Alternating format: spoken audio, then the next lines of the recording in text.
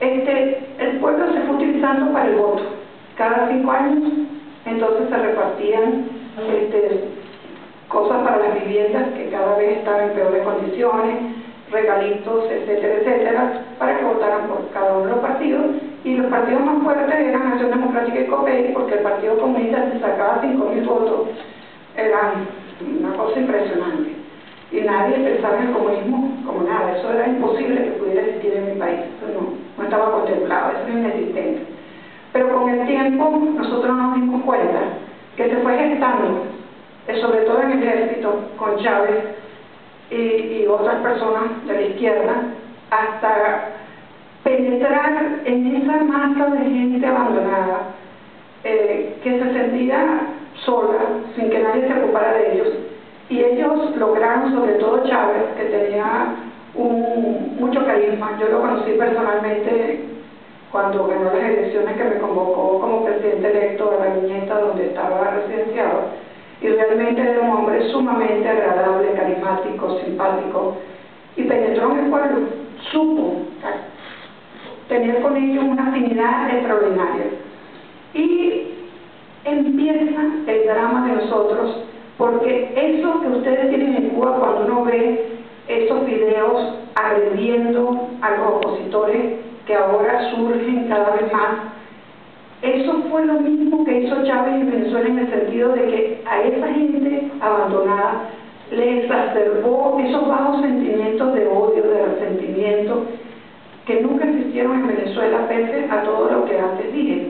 Porque la gente que trabajaba en la casa de gente que podía tener personal, esa gente era parte de la familia, eran bien tratados. Muchos estudiaron, sus hijos fueron ayudados y fueron profesionales.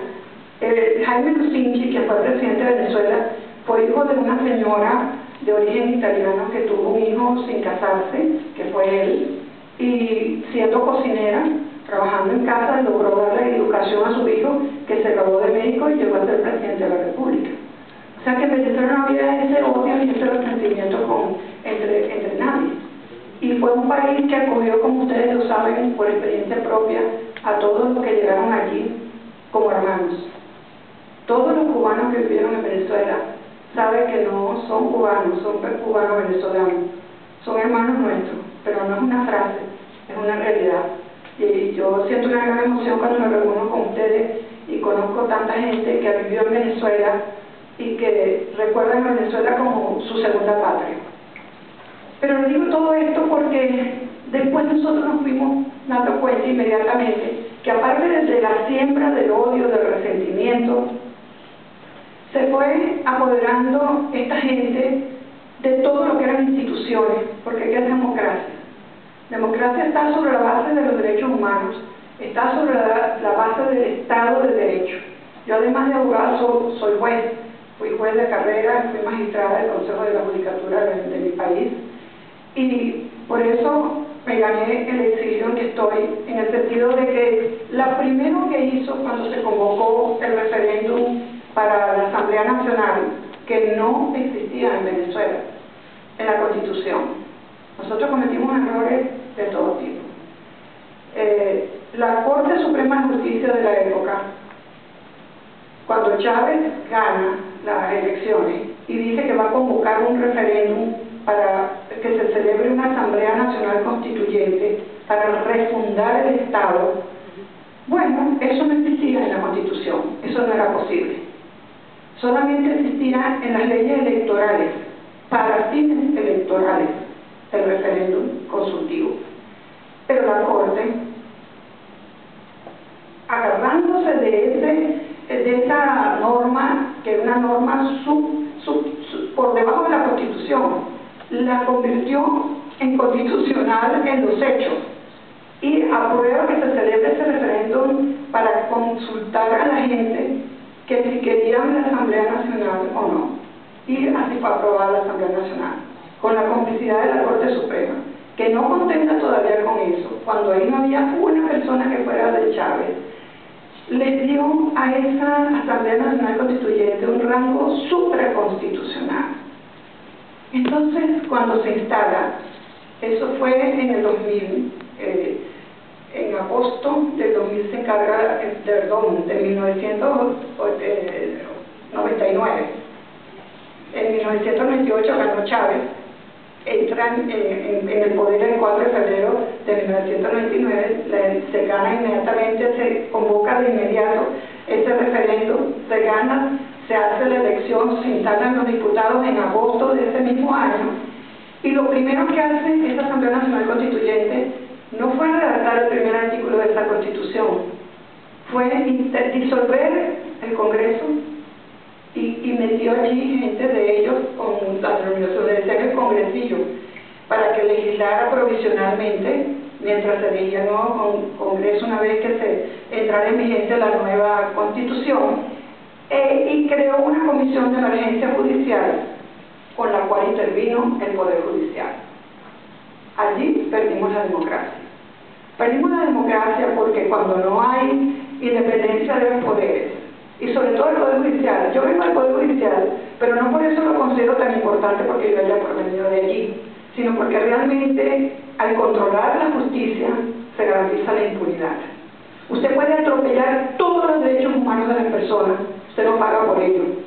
La Corte Suprema de Justicia ha dictado sentencias en nuestro país que dan vergüenza. Los magistrados que han llegado paulatinamente en la medida en que se han ido sacando a todos los que antiguamente estaban, son personas, inclusive la que llegó, la penúltima juez, la doctora Suárez, esa fue destituida 2 veces como juez por corrupción y fue reincorporada por esta gente y llegó a ser la presidenta de la Corte Suprema, del Tribunal Supremo de Justicia y de la Sala Constitucional, que es la sala más importante. Entonces, el Poder Judicial inmediatamente comenzaron a jubilar personas, a otras les dieron jubilación por vía de gracia, a otros los destituyeron y fueron metiendo gente incondicional. Y todos los intentos que uno ha hecho para defenderse son nulos. Yo soy abogada, fui juez, fui magistrada. A mí, yo desde que eso pasó, yo era en este momento Chávez y me había ratificado en el cargo. Yo había aceptado porque yo manejaba un proyecto del Banco Mundial de Modernización de la Justicia, porque quiero decirles que en la democracia que nosotros teníamos, que califiqué de débil, es porque las instituciones fueron débiles. La justicia no tenía ningún apoyo presupuestario.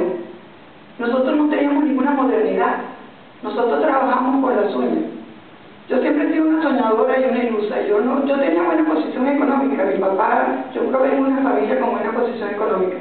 Por eso yo no puedo quedarme en una casa sin hacer nada, porque pienso que uno nace para dejar huella, pero no para dejar huella protagónica, sino de que uno muera con la conciencia tranquila de que hizo algo que valió la pena, aunque sea chiquito, cumplir con su deber, ser buena madre, buen padre, lo que sea, su trabajo, lo que sea, hacerlo como debe ser, con responsabilidad. Y yo desde que nací, leí los derechos de los niños y la igualdad del hombre y la mujer, y eso lo hice de 5 años, viviendo en el monte porque mi papá era ingeniero de carreteras, y eso me marcó la vida a mí. Y yo en la justicia lo único que hice fue cumplir con mi deber, y para mí eso era sagrado, y sabía muy bien que un país que tiene un poder judicial autónomo e independiente tiene democracia, tiene control de la corrupción. Y como sucede aquí en Estados Unidos, que hay de todo, hay gente mala, hay gente corrupta, hay gente que no es lo que debe ser, pero una vez que se comprueba es castigada. No importa dónde esté ubicada, no se compra la justicia. Entonces, eso es lo que nosotros tenemos que aprender. Estos derechos humanos que existen desde la Revolución